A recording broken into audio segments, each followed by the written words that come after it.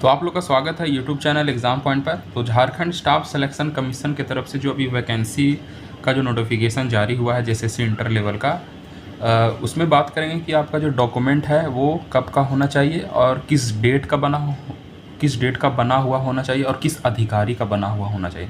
तो ख़ास करके जो ये वीडियो है बहुत ही इम्पॉर्टेंट है और ये आपका BC1 BC2 category, SC ST EWS category के लिए जो है बहुत ही महत्वपूर्ण होने वाला है। तो फॉर्म भरने से पहले ये वीडियो लास्ट तक देखिएगा, ठीक है। कौन कौन सा डॉक्यूमेंट चाहिए आपको, किस वर्ष का, किस साल का बना हुआ होना चाहिए और किस ऑफिसर का बना हुआ होना चाहिए, बहुत ही इंपॉर्टेंट है।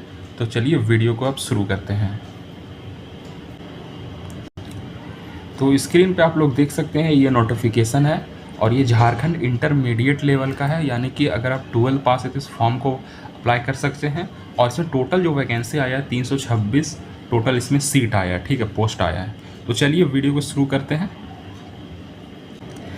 तो अगर आप झारखंड के निवासी हैं, झारखंड में रहते हैं, अगर आप आरक्षण लेना चाहते हैं, अगर आप किसी BC1 2 SC ST किसी भी कैटेगरी से आप बिलोंग करते हैं तो आपका प्रमाण पत्र क्या होना चाहिए। देखिए, सबसे पहले मैं आपको बता दूं, पूरा नोटिफिकेशन के आधार पर मैं आप लोगों से बात करूंगा, ठीक है। तो देखिए, सबसे पहला पॉइंट लिखा हुआ कि आरक्षण का दावा करने वाले सभी वर्ग के अभ्यर्थियों को कार्मिक प्रशासनिक सुधार तथा राजभाषा विभाग के पत्र अंक संख्या इतना दिनांक 2 जून 2016 द्वारा निर्धारित प्रपत्र अनुमंडल पद अधिकारी के स्तर से 2 जून 2016 तथा इसके पश्चात निर्गत स्थानीय निवास प्रमाण पत्र मान्य होगा। यानी कि इसका कहने का मतलब ये है कि अगर आप झारखंड के निवासी हैं और अगर आप आरक्षण का दावा कर रहे हैं तो आपको जो है सबसे पहले आपको झारखंड का निवासी होना पड़ेगा।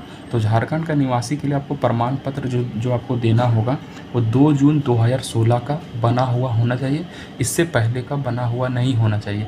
अगर इससे का पहले का बना हुआ है तो वो आपका मान्य नहीं होगा, ठीक है।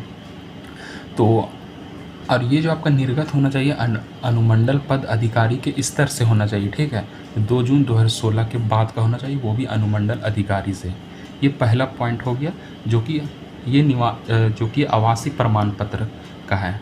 अब दूसरा देखते हैं, अथवा देखिए दूसरा पॉइंट कहता है कि कार्मिक प्रशासनिक सुधार तथा राजभाषा विभाग के इतना दिनांक 19 जुलाई 2019 निर्धारित में दिनांक 19 जुलाई 2019 को अथवा उसके पश्चात अंचल अधिकारी के स्तर से निर्गत स्थानीय निवास प्रमाण पत्र मान्य होगा। अगर आप CO लेवल से बना रहे हैं, यानी कि आप अंचल अधिकारी से बना रहे हैं, तो आपका जो प्रमाण पत्र जो होना चाहिए 19 जुलाई 2019 के तक का होना चाहिए या फिर उसके बाद का, लेकिन इसके पहले का नहीं चलेगा। अगर आपका 18 जुलाई 2019 का बना हुआ है तो ये मान्य नहीं होगा, आपको DV में आरक्षण नहीं दिया जाएगा। हो सकता है आपको वहाँ पे रिजेक्ट भी किया जा सकता है, ठीक है।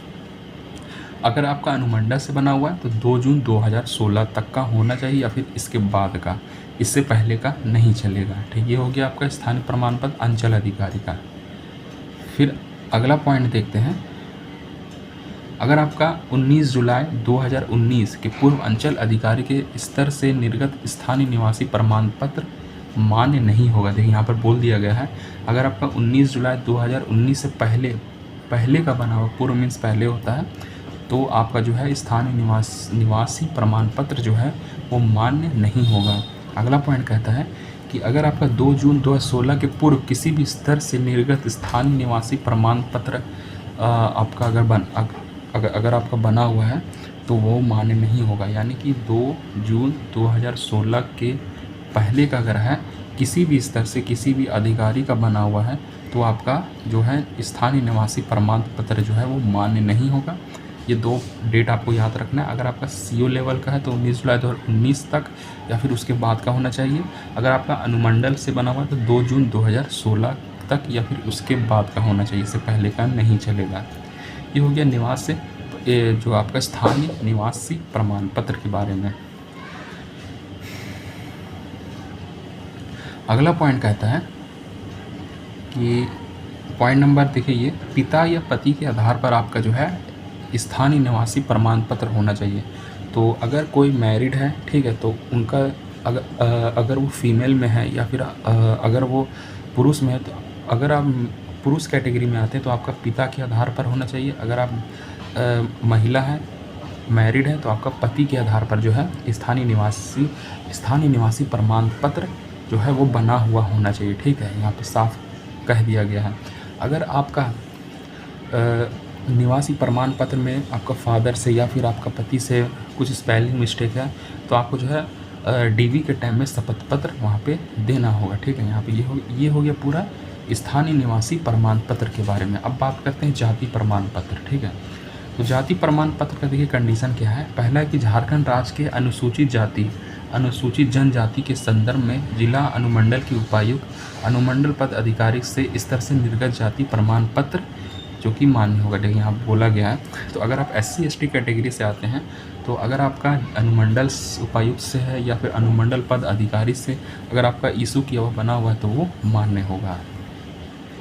अगला पॉइंट कहता है कि अगर आपका कार्मिक प्रशासनिक सुधार तथा राजभाषा विभाग के इतना नंबर दिनांक 25 फरवरी 2019 द्वारा निर्धारित प्रपत्र में दिनांक 25 फरवरी 2019 को अथवा उसके पश्चात अगर आपका अंचल अधिकारी से बना हुआ है तो 25 फरवरी 2019 के बाद का होना चाहिए या फिर 25 फरवरी 2019 तक का होना चाहिए, इससे पहले का नहीं चलेगा। ठीक है, ये हो गया SC ST का बात। ठीक है, अगर आपका अनुमंडल का बना हुआ है तो इसमें कोई डेट नहीं बताया गया, आपका चल जाएगा। ठीक है, अगर आपका CO लेवल से बना हुआ या फिर आपका अंचल अधिकारी से बना हुआ है तो 25 फरवरी 2019 के बाद का होना चाहिए या फिर 25 फरवरी 2019 तक का होना चाहिए, लेकिन इससे पहले का मान्य नहीं होगा।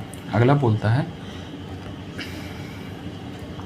कि अगर आपका 10 मई 2023 द्वारा यथा संशोधित मानक पत्र में दिनांक 10 मई 2023 को अथवा उसके पश्चात अगर आपका अंचल अधिकारी से अन्यून के स्तर से निर्गत जाति प्रमाण पत्र है तो ये मान्य होगा। ठीक है, अगर आपका इसके आधार पर अगर 10 मई 2023 के बाद का भी बना हुआ है या फिर 10 मई 2023 तक का भी बना हुआ है तो वो भी मान्य होगा अगर आपका अंचल अधिकारी से बना हुआ है जाति प्रमाण पत्र।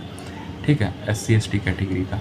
अब बात करते हैं BC1 और BC2 के बारे में। ठीक है, तो झारखंड राज्य के अत्यंत पिछड़ा वर्ग अनुसूची 1 एवं पिछड़ा वर्ग अनुसूची 2 के संदर्भ में 29 अगस्त 2012 को अथवा इसके पश्चात उपायुक्त अथवा अनुमंडल पद अधिकारी के स्तर से निर्गत गैर क्रीमी लेयर जाति प्रमाण पत्र जिसका प्रपत्र परिशिष्ट 4 पर आधारित है किंतु जाति प्रमाण पत्र की वैधता समाप्त होने की स्थिति में संबंधित अभ्यर्थियों को कार्मिक प्रशासनिक सुधार तथा राजभाषा के इतना 25 फरवरी 2019 के अधीन पत्र में गैर क्रीमी लेयर स्वघोषणा पत्र समर्पित करना अनिवार्य होगा जिसका मानक प्रपत्र पर आधारित है। यानी कि इसका कहने का मतलब ये है, अगर आप BC1 BC2 से फॉर्म को अप्लाई कर रहे हैं, ठीक है, BC1 BC2 से, तो आपका अगर उपायुक्त या फिर अनुमंडल पद अधिकारी से बना हुआ है तो 29 अगस्त 2012 तक का बना हुआ होना चाहिए या फिर इसके बाद का भी चलेगा। ठीक है,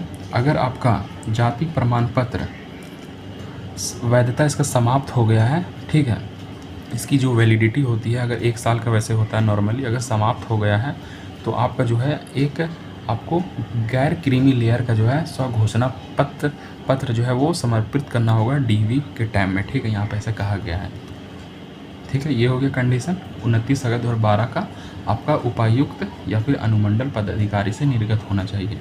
या फिर अगर आपका 25 फरवरी 2019 तक या फिर 25 फरवरी 2019 के बाद का बना हुआ है, अगर अंचल अधिकारी का से बना हुआ है तो आपका ये मान्य होगा। अगर 25 फरवरी 2019 से पहले का है, CO लेवल का है, अंचल अधिकारी का है पहले का, अगर 25 फरवरी 2019 से पहले का बना हुआ है तो ये मान्य नहीं होगा। ठीक है, यहाँ पे 2 कंडीशन आता है, पहला आता है अनुमंडल से और दूसरा आता है आपका CO से। CO का अगर आपका अनुमंडल का है तो 29 अगस्त 2012 या फिर इसके बाद का चलेगा। अगर आपका CO लेवल का है 25 फरवरी 2019 तक का या इसके बाद का तो वो भी चलेगा। ठीक है, नेक्स्ट आता है आर्थिक रूप से कमज़ोर यानी कि EWS कैटेगरी। आर्थिक रूप से कमज़ोर नागरिकों के लिए अध्ययन आरक्षण का लाभ सक्षम पद अधिकारी द्वारा जारी आय एवं संपत्ति प्रमाण पत्र आपको प्रस्तुत करना होगा अगर आप EWS कैटेगरी से बिलोंग कर रहे हैं, फॉर्म को भर रहे हैं। अगर आर्थिक रूप से कमज़ोर नागरिकों को वर्ग के सदस्य के रूप में अभ्यर्थी के दावे प्रमाण पर स्वरूप विहित प्रपत्र में उपायुक्त अनुमंडल पद अधिकारी अंचल अधिकारी द्वारा निर्गत होना चाहिए आपका आय और संपत्ति प्रमाण पत्र। यानी कि अगर आप EWS कैटेगरी से बिलोंग करते हैं, अगर आप EWS कैटेगरी से फॉर्म को अप्लाई कर रहे हैं, तो आपका जो आय और संपत्ति प्रमाण पत्र जो होना चाहिए वो उपायुक्त से या फिर अनुमंडल से या फिर अंचल अधिकारी से द्वारा निर्गत होना चाहिए, यानी कि बना हुआ होना चाहिए। नेक्स्ट कंडीशन आता है, अगर आपका अंचल अधिकारी से बना हुआ है 25 फरवरी 2019 से पहले, ठीक है, या फिर आपका जो अंचल अधिकारी से निर्गत जाति प्रमाण पत्र है और या फिर आपका आय और संपत्ति प्रमाण पत्र है, तो आपको वो मान्य नहीं होगा। यानी कि 25 फरवरी 2019 से पहले का अगर आपका अंचल अधिकारी से बना हुआ है तो वो मान्य नहीं होगा। 25 फरवरी 2019 के बाद का होना चाहिए अंचल अधिकारी से बना हुआ होना, ठीक है, जाति प्रमाण पत्र और आय संपत्ति प्रमाण पत्र, ठीक है। ये कंडीशन हो गया। नेक्स्ट आप लोग देख सकते हैं, नेक्स्ट इंपॉर्टेंट बात बता देता हूँ मैं आप लोगों को।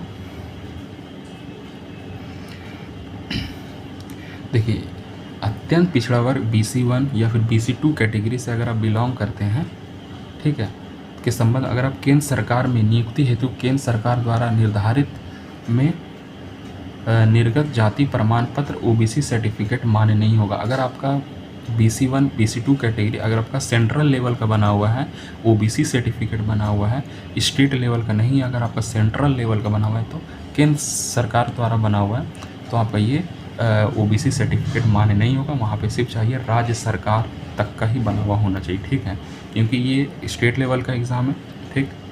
तो ये आपको बात ध्यान में रखना है। और दूसरा बात मैं आप लोगों को बता देता हूँ कि शैक्षणिक कार्यों, सेना में भर्ती के निर्गत जाति प्रमाण पत्र, आय संपत्ति प्रमाण पत्र के अनुमानन है। ये तो कुछ नॉर्मल बात हो गया, लेकिन हाँ, अगर आपका जाति प्रमाण पत्र है तो वो पिता के आधार पर होना चाहिए। तो अगर आप जाति प्रमाण पत्र बना रहे हैं BC1 BC2 SC ST, तो आपका जो आपका निर्गत यानी कि जो आपका इशू होगा, जो आपका बना हुआ होना चाहिए, वो पिता के आधार पर होना चाहिए, ठीक है। ये ध्यान में रखना है आपको। तो ये हो गया पूरा प्रमाण पत्र के बारे में। तो अगर इसमें कोई भी आपको प्रॉब्लम है या फिर आपको कोई कन्फ्यूज़न है तो आप मुझे जो है कमेंट कर सकते हैं या फिर आप मेरे टेलीग्राम ग्रुप से भी संपर्क कर सकते हैं। मेरे टेलीग्राम ग्रुप का जो है लिंक है इस वीडियो के नीचे डिस्क्रिप्शन में दिया हुआ है, ठीक है। तो चैनल को ज़्यादा से ज़्यादा शेयर कीजिए वीडियो को, और इस चैनल को सब्सक्राइब नहीं किए तो आप लोग सब्सक्राइब ज़रूर कर लें।